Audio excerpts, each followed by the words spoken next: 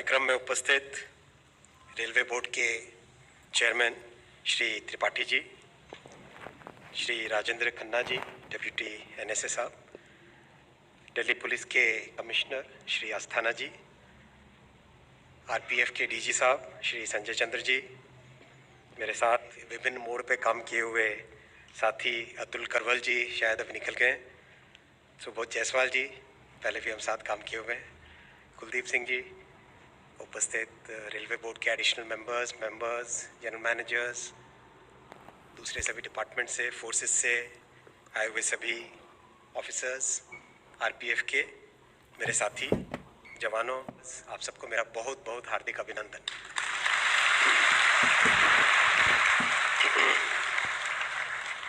मैं विशेष भाषण नहीं दूंगा, केवल 2 पॉइंट आपके सामने रखूंगा।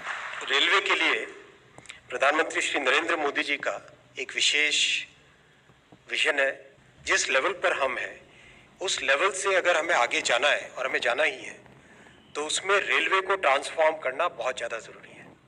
इस विजन में अगर हम देखें तो 5 इम्पॉर्टेंट एलिमेंट्स हैं। मैं रेलवे को कई अलग अलग डायमेंशन से देख चुका हूँ।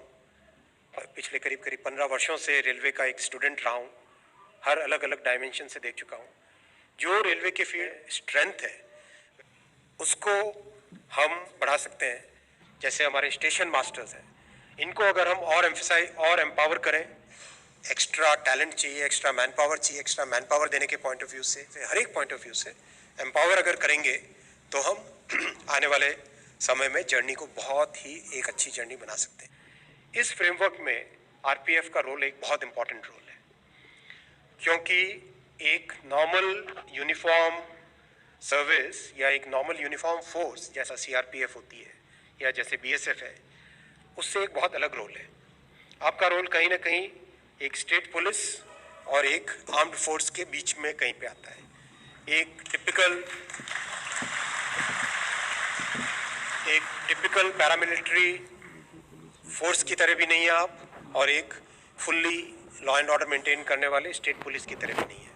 तो इस यूनिक रोल के लिए जो चेंजेस करने पड़ेंगे, इस यूनिक रोल को और एनहांस करने के लिए और बढ़ाने के लिए जो चेंजेस करने पड़ेंगे, उसके ऊपर मंथन चालू हुआ है। बीच में डीजी साहब और आपके बहुत सारे सीनियर ऑफिसर्स ने आके मेरे साथ एक बहुत डिटेल डिस्कशन किया था। उस डिस्कशन में मैंने ऑफिसर्स को बोला था, जैसा प्रधानमंत्री जी कहते हैं, केवल मैनेजमेंट वर्सेस फोर्स, ये सोचने की फिलॉसफी नहीं रखनी पड़ेगी।